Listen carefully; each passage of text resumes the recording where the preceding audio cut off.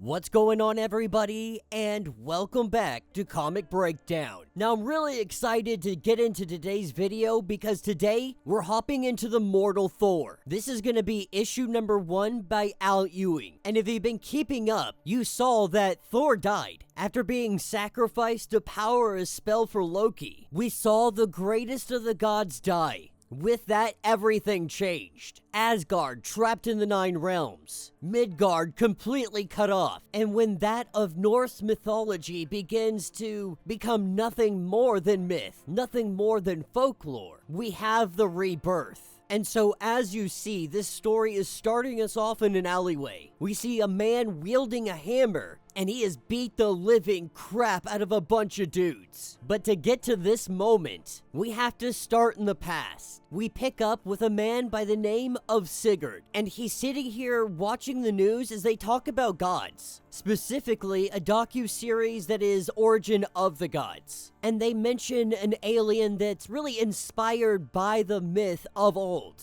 They're talking about what they call the founding Avenger, Beta Ray Bill. It's as if there is absolutely no memory of Thor ever existing. But Sigurd makes his way out for the day, throwing his hammer in the bag and really just going out looking for work. This is where he runs into his neighbor. He runs into Kristen, and through their dialogue, we really learn a little bit more information about him. We learn that his memory is just not there. He's pretty sure that he's from Norway. There's 3 things that he does know about himself. He knows his name, he knows that he works with a hammer, and he knows that New York City is the best city in the world. But in terms of what happened to his memory, he doesn't really know. He assumes that maybe it was a fight, maybe he got hit in the head. What he does know is that he has this apartment. He has responsibilities. He knows that he's good with a hammer, so why not go look for work that's focused in that direction? And as they make their way outside, this is where they run into an individual by the name of Lucky. Really more, this is just a keeping tabs on him. After a little bit of banter, a little bit of riddles, but not really giving up a true identity here. We pick up with Sig a little bit later on. He was planning to go to a construction site and maybe get some work, but when he arrives there, rocks on, they're having a strike. They're trying to bring in replacement workers. And so obviously he just walked into a very heated situation. In all honesty, the executives behind this, they kind of want tensions. That gives them an excuse to kind of throw their muscle around, the guys they hired for security. Now when Sig steps up to these guys, he sees a symbol on their arm. That symbol is the rune of Thor. These guys are kind of, or at least they believe themselves to be followers and worshippers of Thor. But after he learns more or less that these guys aren't trying to do anything good, that he is going to support the people that are doing the strike,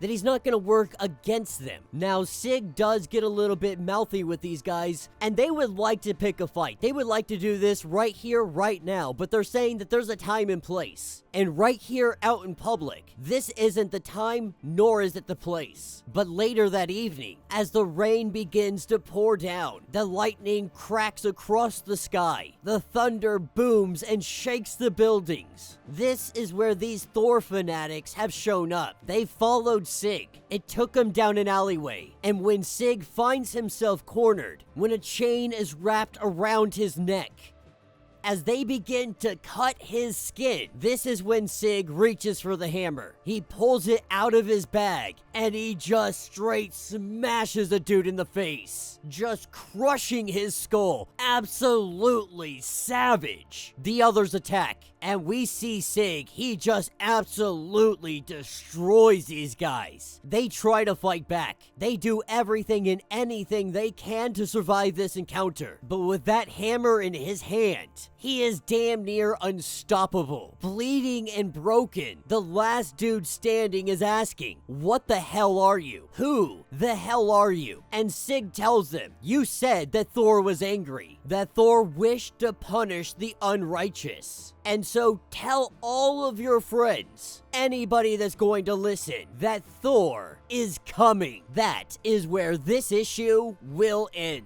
So this is not a bad start. A lot of people are wondering, what's going to go on with Thor? How is this going to work? So on and so forth. The way that Al Ewing is putting it, this isn't a new Thor story so much as it is a brand new story following Sig. This is about Sig, the first issue of a new saga with a new hero, one that finds himself at ground zero. He deals with forces he doesn't understand, fighting for his life, fighting for perhaps his very soul. He has no powers, no lineage, no memory to call his own. So this story begins right here in these pages. But at the same time, he's obviously sharing many of the same characteristics as Thor. He's kind, he's just, he's friendly, he's powerful, he's of Norwegian descent. Like, it definitely all lines up. But what's it mean? In the absence of Thor, are we seeing the rise of mythology come to life? That the belief in Thor itself is causing the rise of a new Thor? Or is this simply just Thor? Is this Thor with no memory of who he is, going on his own adventures, his own tales? And this is a thing that we've seen in the past. I mean, hell, we've even seen this with Nightwing, with Dick Grayson. He was a whole different person, a whole different personality for quite some time, trying to live a whole different life. I think his idea really is trying to focus on a brand new story, on a brand new character. That this may be an issue number 1 of Mortal Thor, but he plans to tell this